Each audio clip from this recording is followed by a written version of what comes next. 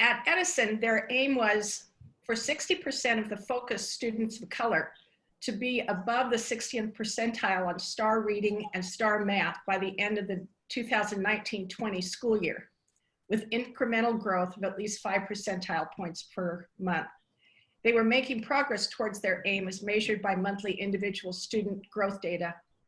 At first, they were looking at the impact of using warm demanders and then transitioned to a checklist used in the classroom to look at strategies and traits that teachers use and have that reveal very purposeful and positive actions. The one piece we decided was easy to observe was that warm demanders really focused on relationships, but also monitored what kids were doing and what they needed on a very regular basis, especially kids that needed more support for one reason or another, or were not at grade level. So I think that's how we ended up on really focusing on intentional monitoring as the thing to observe. Seeing it, we couldn't even through coaching conversations kind of land on how we got them from where they were to where we wanted them to be.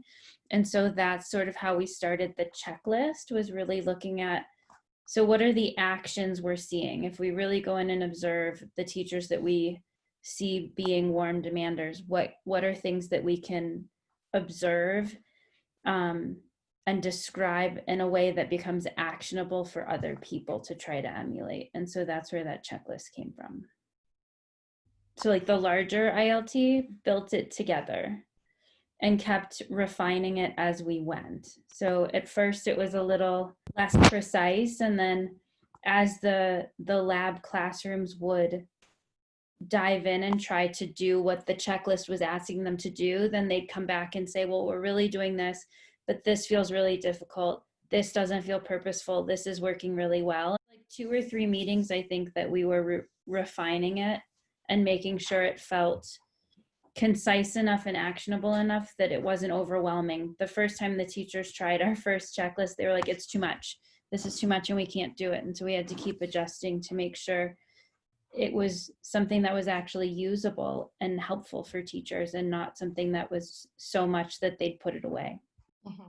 They checked for understanding with every single student while kids did an independent task. Then they could determine who needed additional support, which led to both emotional, relationship-oriented feedback as well as academic-based feedback.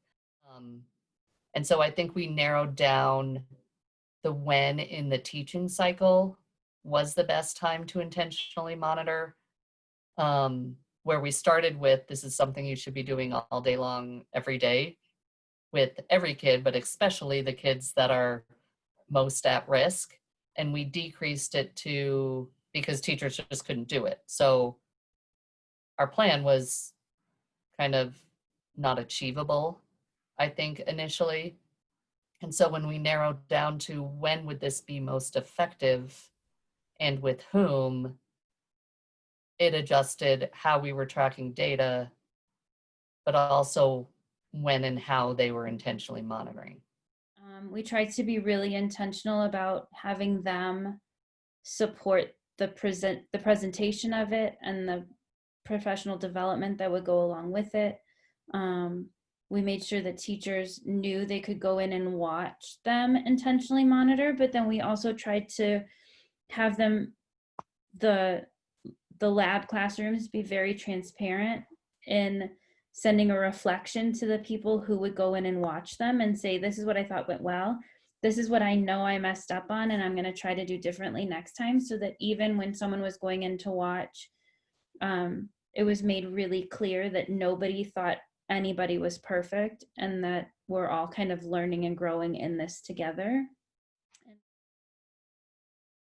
But then taking what we learned around gathering data, getting different perspectives from teachers, from parents, from students, looking at our current system, and then being willing to change either the systems we had in place or ideas we had moving forward, and being willing to say, this is working, this isn't. 2 teachers try it.